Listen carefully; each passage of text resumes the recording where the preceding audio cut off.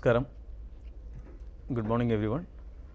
New Indian എക്സ്പ്രസിൻ്റെ 2024 ലോക്സഭാ ഇലക്ഷനുമായി ബന്ധപ്പെട്ടുള്ള നമ്മുടെ പോൾ എക്സ്ചേഞ്ച് എന്നുള്ള പ്രോഗ്രാം സ്റ്റാർട്ട് ചെയ്യുകയാണ്. പ്രോഗ്രാമിൻ്റെ ഒരു ജനറൽ ഫോർമാറ്റ് ഇതാണ്. ഇത് എക്സ്പ്രസ് കുറച്ച് വർഷമായിട്ട് നമ്മൾ ചെയ്യുന്ന എക്സ്പ്രസ് ഡയലോഗ്സ് ഉണ്ട്. പ്രോമിനൻറ്റ് പേഴ്സണാലിറ്റീസുമായിട്ട് എക്സ്പ്രസിൻ്റെ എഡിറ്റോറിയൽ സ്റ്റാഫ് നടത്തുന്ന ഒരു കോൺവെർസേഷൻ.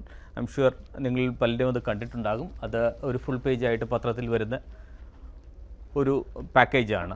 സെയിം വേ ഇലക്ഷനായ സമയത്ത് we are planning to have അതിൻ്റെ മറ്റൊരു ഫോർമാറ്റിൽ പ്രോമിനൻ്റ് ആയിട്ടുള്ള കാൻഡിഡേറ്റ്സിനെ സെലക്റ്റഡ് കോൺസ്റ്റിറ്റ്യുവൻസിയിൽ മാത്രമുള്ള കാൻഡിഡേറ്റ്സുമായിട്ടുള്ള ഒരു ഇൻട്രാക്ഷനാണ്. അത് ഞങ്ങൾ കരുതി ഇത്തവണ എല്ലായ്പ്പോഴും പത്രക്കാരാണല്ലോ ചോദ്യങ്ങൾ ചോദിക്കുന്നത്. അപ്പോൾ പത്രക്കാർ മാത്രം ചോദിച്ചാൽ പോരാ, സൊസൈറ്റിയുടെ എല്ലാ പരിചയത്തിൽ നിന്നുള്ള ആൾക്കാരെ ചോദ്യങ്ങൾ ചോദിക്കണം. ആ ചോദ്യങ്ങൾ തന്നെ നിങ്ങൾക്ക് ചോദിക്കാനുള്ള വേരിയസ് ഇഷ്യൂസിനെ കുറിച്ച് തരൂരിനെ ഗ്രില്ല് ചെയ്യാൻ നിങ്ങൾക്ക് കിട്ടുന്ന ഒരു റെയർ അവസരമാണ്. നമുക്ക് ഇവരിലേക്ക് തുടങ്ങാം. ആദ്യം ഐ തിങ്ക് ഐ സ്റ്റാർട്ട്. ഒരു കാര്യം കൂടി പറയണം. താങ്കൾ 3 സ്ഥാനാർത്ഥിയും ക്ഷണിച്ചിട്ടുണ്ടായിരുന്നു. എന്ത് പറ്റിയെന്ന് പറയും. നമ്മൾ ഇതുവരെ കാത്തിരുന്നില്ലേ, അത് അവർക്ക് അറിയണ്ടേ? നമ്മുടെ LDF സ്ഥാനാർത്ഥി ഉടനെ തന്നെ എത്തുമെന്ന് അറിയിച്ചിട്ടുണ്ട്. അദ്ദേഹം ഓൺ ദ വേ ആണ്. മറ്റൊരു സ്ഥാനാർത്ഥി ബുദ്ധിമുട്ട് കാരണം ലാസ്റ്റ് മിനിറ്റ് അദ്ദേഹം ഒരു പ്രയാസം അറിയിച്ചിട്ടുണ്ട്. ആൻഡ് ഐ തിങ്ക് തരൂരിനോട് ഡിബേറ്റ് നടത്താനായിട്ട് ചില ആൾക്കാർക്കെങ്കിലും ചെറിയൊരു ബുദ്ധിമുട്ടുണ്ട്, സംശയിക്കേണ്ടിയിരിക്കുന്നു. ഈ തെരഞ്ഞെടുപ്പിൽ 7ാമത്തെ അവസരത്തിലാണ് നിങ്ങളെപ്പോലെ മാധ്യമ പ്രവർത്തകർ 3 സ്ഥാനാർത്ഥിയും ഒരുമിച്ച് വിളിക്കാൻ ആഗ്രഹിച്ചിട്ട് 2 തവണ അവർ പറഞ്ഞ അവർ ഒറ്റയ്ക്കൊറ്റയ്ക്ക് സംസാരിക്കുക ഒരേ ഫോറമിൽ, പക്ഷേ എൻ്റെ ഒപ്പമല്ല.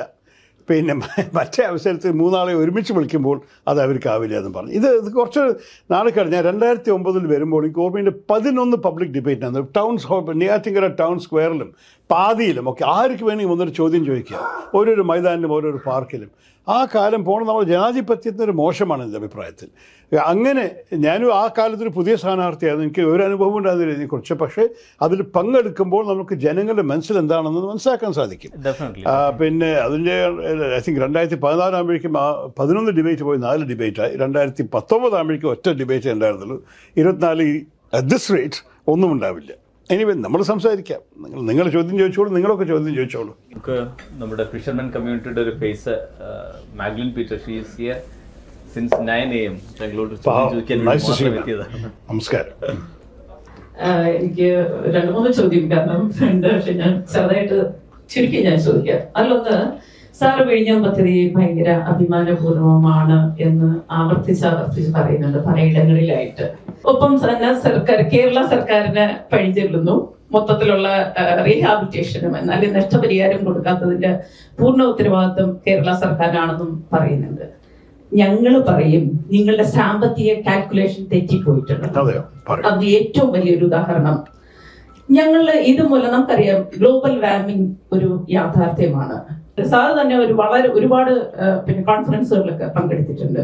അപ്പം അതിനകത്ത് നമുക്കറിയാം എവിടെയെങ്കിലും ഒരു നാച്ചുറൽ ആയിട്ടുള്ള ഒരു ഒഴുക്കിനെ തടസ്സപ്പെടുത്തുകയാണെങ്കിൽ അതിന്റെ എഫക്റ്റ് അടുത്ത പ്രദേശങ്ങളിൽ ഉണ്ടാവും എന്നുള്ളൊരു യാഥാർത്ഥ്യമാണ്. അത് മാത്രമല്ല ഓരോ കാലഘട്ടത്തിലും കടലിന്റെ ജലനിരപ്പ് ഉയരുന്നു എന്നുള്ളൊരു യാഥാർത്ഥ്യമുണ്ട്. അപ്പൊ ഇവിടെ ഈ നഷ്ടപ്പെട്ടു പോയ സ്ഥലത്തിന്റെയും വീടിന്റെയും ഞങ്ങളുടെ തൊഴിലിന്റെയും ഇത് നിങ്ങൾ ഏത് വിഭാഗത്തിലാണ് നിങ്ങളുടെ ഇൻവെസ്റ്റ്മെന്റിനകത്ത് അത് ഉൾപ്പെടുത്തിയിട്ടുണ്ടോ? രണ്ടാമത്തെ കാര്യം, ഇവിടെ നമുക്കറിയാം ഇപ്പൊ കാലാവസ്ഥ വ്യതിയാനത്തിന്റെ ഏറ്റവും മൂർധന്യ ഭാവത്തിൽ നിൽക്കുന്ന ഒരു സ്റ്റേറ്റും കൂടെയാണ് കേരളം. അതില് തിരുവനന്തപുരത്ത് കഴിഞ്ഞ കുറെ കാലങ്ങളായിട്ട് 2-3 വർഷത്തിനിടയിൽ നിരവധി കാറ്റുകൾ കടന്നുപോയിട്ടുണ്ട്. അതിൽ ടൗട്ടോയിൽ നിന്ന് ഞങ്ങൾക്ക് നഷ്ടപ്പെട്ടിട്ടുള്ള നിരവധി ജീവനുകളുണ്ട്. അത് ആ നഷ്ടപ്പെട്ടതിന്റെ യഥാർത്ഥ സ്പേസ് എവിടെയാന്ന് പറഞ്ഞാല് വിഴിഞ്ഞത്തെ ഇപ്പം മത്സ്യത്തൊഴിലാളികൾ മത്സ്യബന്ധനത്തിന് തോന്നുന്ന ഹാർബറിലേക്ക് ജീവൻ രക്ഷപ്പെടാൻ വേണ്ടിയിട്ട് തിരിച്ചു വന്ന സമയത്ത് മൗത്തിൽ വെച്ചിട്ടാണ് അതിന്റെ ഒരു പ്രധാന കാരണം മറ്റേ ഇതിനകത്ത് ഇപ്പോഴത്തെ വിഴിഞ്ഞത്തെ കൺസ്ട്രക്ഷൻ നടന്നുകൊണ്ടിരിക്കുന്ന ഇതില് എന്ന് പറഞ്ഞാൽ വാളില് കടലടിച്ച് തിരിച്ചു വന്നിട്ട് ഈ നഷ്ടപരിഹാരത്തിന് നിങ്ങൾ എന്ത് തന്നാലും പരിഹാരമാകും. ഇതെന്തുകൊണ്ട് നിങ്ങൾ മുൻകൂട്ടി കണ്ടില്ല? മൂന്നാമത്, നിങ്ങൾ നഷ്ടപരിഹാരം തരുന്നത് ഞങ്ങൾക്ക് 450 സ്ക്വയർ ഫീറ്റ് ആണോ? സ്വന്തമായി ഞങ്ങൾക്ക് 450 സ്ക്വയർ ഫീറ്റ് ഫ്ലാറ്റ്. ആ ഫ്ലാറ്റ് എന്ന് പറയുന്നത് 12 വർഷം കൈവശാവകാശം മാത്രം ഞങ്ങൾക്ക് ജസ്റ്റ് വാടകക്കാരായിട്ട് മാത്രമേ താമസിക്കാൻ പറ്റുന്നുള്ളൂ. ഓണർഷിപ്പ് ഞങ്ങൾക്കില്ല. സ്വന്തമായി ഭൂമിയും ഇടവും ഉണ്ടായിരുന്ന മനുഷ്യര് ഭൂമി ഇല്ലാത്തവരാക്കി മാറ്റുന്ന ഒരു പദ്ധതി അല്ലേ നിങ്ങൾ വെച്ചിട്ടുള്ളത്. ഇതിനെ സംബന്ധിച്ച് ഒരിക്കലും കോൺഗ്രസ് പോലും ചർച്ച ചെയ്യപ്പെട്ടിട്ടില്ല. ആ ഒരു ഇതിൽ കൂടി സാർ ഞങ്ങൾക്ക് ഇതിന് മറുപടി തന്നേ പറ്റും. രണ്ടാമത്തെ കാര്യം, നമ്മൾ ഒരു കാര്യം കൂടി, coastal area, coastal highway, sir തന്നെ പറഞ്ഞു കോസ്റ്റൽ ഹൈവേ. ഇപ്പം നമുക്കറിയാം CRZ അകത്ത് 50 മീറ്ററിനുള്ളിൽ തീരദേശവാസികൾക്ക് കൺസ്ട്രക്ഷൻ പാടില്ല എന്ന്, പ്രത്യേകിച്ച് സ്ട്രോങ് കൺസ്ട്രക്ഷൻ പാടില്ല, ഗ്ലോബൽ വാർമിംഗ് തന്നെയാണ്. അവിടെ ഇപ്പൊ കേരള സർക്കാർ ഒരു കോസ്റ്റൽ ഹൈവേ കൊണ്ടുവരുന്നുണ്ട്. കോസ്റ്റൽ ഹൈവേയുടെ അതിനുള്ള അനുമതി കൊടുത്തിട്ടുള്ള കേന്ദ്ര സർക്കാരാണ് 2017. അതിനകത്ത് ഇതിനെ സംബന്ധിച്ച് എന്താണ് ഈ പറഞ്ഞ പോലെ നമ്മള് സ്പീഡ് ട്രെയിനിനെതിരെ നിന്നതുപോലെ ഏറ്റവും പരിസ്ഥിതിപരമായിട്ട് തൊഴിൽപരമായിട്ട് ഏറ്റവും മത്സ്യത്തൊഴിലാളികളെ പ്രതികൂലമായി ബാധിക്കുന്ന, മാത്രം ലോകത്തിലെ ഏറ്റവും ജനനിബിഡമായ പ്രദേശത്തു കൂടി ഈ ഹൈവേ വരുമ്പോൾ എന്തുമാത്രം പാവപ്പെട്ട മത്സ്യത്തൊഴിലാളികളെ ബാധിക്കുന്നുണ്ട്, തൊഴില്, അവരുടെ വീട്, ബാക്കിയുള്ള അതിനെ സംബന്ധിച്ച് എന്തെങ്കിലും ഐഡിയ സാറിന് പറയാൻ പറ്റുമോ? ഉറപ്പുമായിട്ട്. Thank you Michael Peter. അതല്ല, ഇതൊക്കെ ജെന്യൂൻ കൺസേൺസ് ആണ്, നിങ്ങൾക്ക് അറിയണം. ആദ്യം നിങ്ങൾക്കറിയണം, ഞാൻ ഇവിടെ വരുമ്പോഴേക്ക് വിഴിഞ്ഞത്തെ കുറിച്ച് ഒന്നും പറഞ്ഞിട്ടുണ്ടായിരുന്നില്ല. നിങ്ങളെല്ലാവരും ഇവിടുത്തെ ജനങ്ങൾ ആവശ്യപ്പെട്ടിട്ടാണ് എനിക്ക് ബോധ്യം കൂടി പെടുന്നത്. അല്ലല്ല, ഒരു വിഴിഞ്ഞം ആക്ഷൻ കൗൺസിൽ ഉണ്ടായിരുന്നു, അത് പല വിഴിഞ്ഞം നിവാസികളുണ്ടായിരുന്നു അതിൽ. അതുമാത്രമല്ല, നമ്മുടെ വിഴിഞ്ഞം സമുദായത്തിൻ്റെ ഭാഗമായ ലാറ്റിൻ കാത്തലിക്കിൻ്റെ ഇവിടുത്തെ ആനിമേഷൻ സെൻറ്ററായിരുന്നു വലിയൊരു മീറ്റിംഗ്. ഒരു 400 ആൾക്കാർ പങ്കെടുത്ത മീറ്റിങ്ങിൽ എന്നെ ഈ വിഷയത്തെക്കുറിച്ച് എഡ്യൂക്കേറ്റ് ചെയ്യാനും ആവശ്യം കേന്ദ്രത്തെ അറിയിക്കാൻ വേണ്ടി വലിയൊരു ചർച്ച നടന്ന ശേഷമാണ് ഞാൻ ഇതിനെ ഒരു വിഷയമായി എടുത്തത്. 1992 MV രാഘവൻ മന്ത്രിയായിട്ട് പ്രഖ്യാപിച്ച ഒരു സ്വപ്നമാണെന്നൊക്കെ പറഞ്ഞ ആൾക്കാർ എന്നെ കുറേ ഇതിനെക്കുറിച്ച് ലോബി ചെയ്ത ശേഷമാണ് ഞാൻ ഇതിൻ്റെ പ്രാധാന്യം മനസ്സിലാക്കിയിട്ട് പോയത്. എന്തായാലും അതെല്ലാം പോട്ടെ, നമ്മൾ ആരംഭിച്ച ശേഷം എന്ത് പറ്റി? ഈ താങ്കൾ ചോദിച്ച ചോദ്യങ്ങളെക്കുറിച്ച് സ്പെസിഫിക്കലി ഓരോന്നായിട്ട് മറുപടി പറയണം. ആദ്യം പരിസ്ഥിതിയെ ബാധിക്കുമെന്ന് പഠിക്കാൻ വേണ്ടി ഞങ്ങൾ തന്നെ UPA സർക്കാർ എന്ന ഡൽഹിയിൽ 2 വർഷത്തിൻ്റെ 3 സീസൺ പഠിച്ചു. അതിൻ്റെ അർത്ഥം ജയറാം രമേശ് ആയിരുന്നു മന്ത്രാലയം ആ കാലം നടത്തുന്നത്. അദ്ദേഹം കുറച്ചൊരു പരിസ്ഥിതി ഫണ്ടമെൻ്റലിസ്റ്റായി കൂടി കാണാം. അദ്ദേഹം ഒരിക്കലും പെർമിഷൻ കൊടുക്കണ മുമ്പ് ഇതൊന്നും പഠിക്കാതെ സമ്മതിക്കേണ്ടതായിട്ട്. അപ്പോൾ അതുകൊണ്ട് ആ സമയത്തിൽ സെൻട്രൽ സ്ഥാപനങ്ങൾ, ഇൻസ്റ്റിറ്റ്യൂട്ട് ഓഫ് ഓഷ്യോഗ്രാഫിക് സ്റ്റഡീസും അവരെല്ലാവരും കൂടി ഇറങ്ങിയിട്ട് 2 വർഷത്തിൻ്റെ 3 സീസൺ പഠിച്ച ശേഷമാണ് അവർ പറഞ്ഞത് ശരി, ഇത് വലിയൊരു പരിസ്ഥിതിക്ക് ഡാമേജ് ഇല്ല, മുന്നോട്ട് പൊക്കോളൂ. ഒന്ന്, ഇതിൻ്റെ ലോജിക് എന്തായിരുന്നു? ഇതിൻ്റെ ലോജിക്കായിരുന്നു നമ്മളുടെ ഭൂരിപക്ഷമല്ല, ഓൾമോസ്റ്റ് എവറിത്തിങ് നമ്മളുടെ ഇന്ത്യയിൽ വരുന്ന ഗുഡ്സ് കൊളംബോന്നോ അല്ലെങ്കിൽ ദുബായിൽ നിന്ന് ട്രാൻസ്ഷിപ്മെൻറ്റ് ചെയ്യാണ്. അതിൻ്റെ അർത്ഥം ഇപ്പോൾ വലിയ കണ്ടെയ്നർ ഷിപ്സാണ് കൊണ്ടുവരുന്നത്. അതിന്ന് ഓഫ് ലോഡ് ചെയ്തത് ചെറിയ കപ്പലൊക്കെയാണ് നമ്മുടെ തുറമുഖത്തിൽ വരിക. നമുക്ക് ഈ വലിയ കപ്പലിനെ സ്വീകരിക്കാനുള്ള തുറമുഖമില്ല.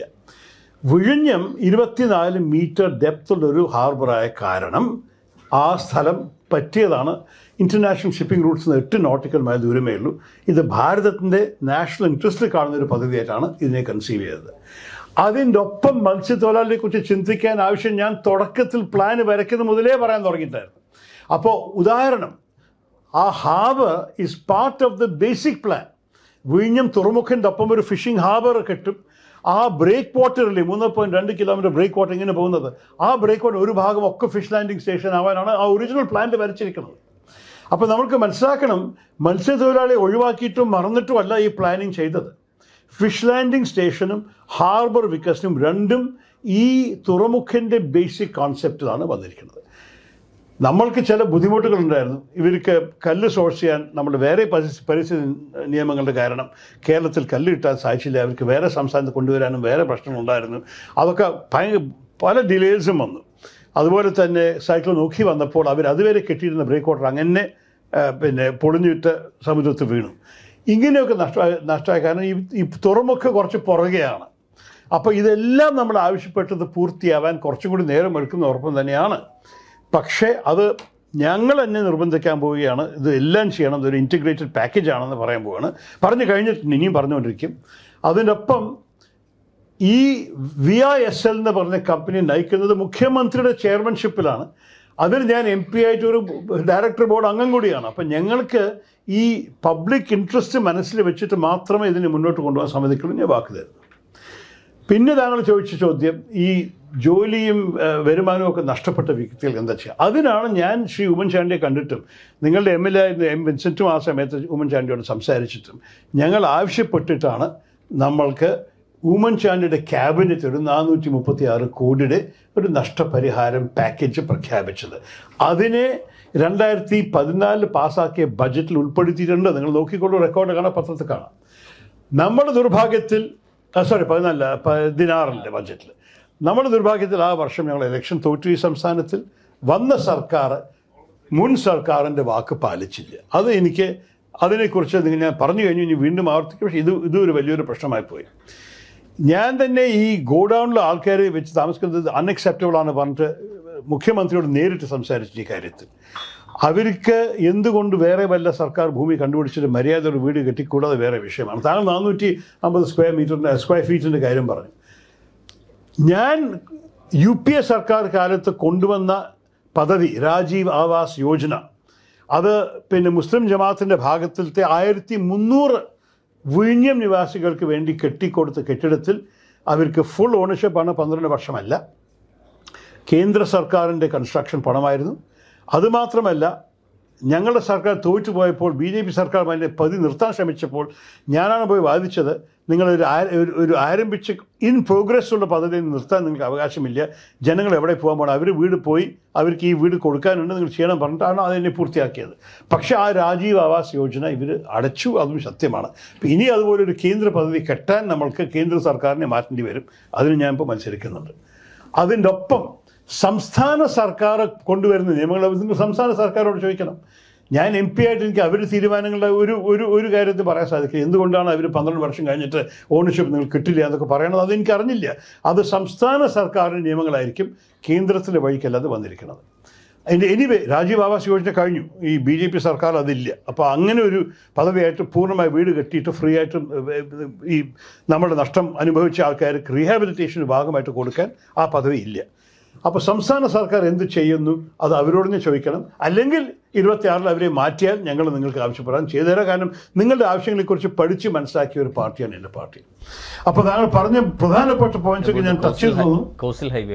കോസ്റ്റൽ ഹൈവേൻ്റെ വിഷയം ഫ്രാങ്ക്ലി ഇതുവരെ അത് വെറും ഒരു ഫാൻറ്റസി ഓൺ പേപ്പറാണ്. ഈ സർക്കാരിന് പാവപ്പെട്ട വിധവകൾക്ക് പെൻഷൻ കൊടുക്കാതില്ലാത്ത സർക്കാരിന് ഹൈവേ കെട്ടാനുള്ള കാശുണ്ടാവുക. എനിക്ക് ഇതിനെക്കുറിച്ച് തീരെ വിശ്വാസമില്ല. സമയം വരുമ്പോൾ അഥവാ അവർ സീരിയസ് ആയിട്ട് നിങ്ങളുടെ ജീവിതത്തെയൊക്കെ നശിപ്പിക്കാൻ രീതിയിൽ ഇറക്കുകയാണെങ്കിൽ ഞങ്ങൾ നിങ്ങളൊപ്പം നിൽക്കുന്ന ഒരു പേടി വേണ്ട, അതൊക്കെ പ്രശ്നമേ ഇല്ല. പക്ഷേ ഈ കാര്യത്തിൽ നമുക്ക് മനസ്സിലാക്കേണ്ടത്, തീരദേശത്തിലത്തെ ആൾക്കാർക്ക് നമ്മളുടെ സഹായം അവർക്കൊരു അവകാശമാണ്. We understand that. അവർ സമരം നടത്തിയപ്പോൾ അവരുടെ 7 പോയിന്റ് ചാർട്ടർ ഡിമാൻഡ്സ് 6 ഞാൻ പബ്ലിക്ലി പ്രഖ്യാപിച്ചു 100% പിന്തുണ. ആ 7ാമത് മാത്രം, ആ വിഴിഞ്ഞം തുറമുഖനെ നിർത്തണം എന്ന് പറഞ്ഞത് മാത്രം എനിക്ക് അംഗീകരിക്കാൻ സാധിച്ചില്ല. കാരണം ആ നിർമ്മാണം നിർത്താൻ സമയം വൈകിക്കഴിഞ്ഞു. നമ്മളെല്ലാ സ്റ്റഡീസും ചെയ്ത ശേഷം ആരംഭിച്ച് കോടിക്കണക്കിൻ്റെ ടാക്സ് പേയേഴ്സ് കാശ് ചിലവാക്കിയ ശേഷം അതിന് നിർത്തണം പറഞ്ഞത് ഒരിക്കലും ഏത് പാർട്ടി അംഗീകരിക്കില്ല. എനിക്ക് മാത്രമാണ് അതിനെക്കുറിച്ചുള്ള എല്ലാ ബ്ലെയിമും കിട്ടിയത്. പക്ഷേ മറ്റ് 2 പാർട്ടികളും അതിന് വേണ്ടിയിട്ട് ഇറങ്ങിയിട്ടില്ലല്ലോ. BJPയും പറഞ്ഞിട്ടില്ല, CPM പറഞ്ഞിട്ടില്ല നിർമ്മാണം നിർത്തണമെന്ന്. അപ്പോൾ നമുക്ക് മനസ്സിലാക്കണം, ആർക്കും ഈ തുറമുഖനെ അടയ്ക്കാനുള്ള ആഗ്രഹമില്ല.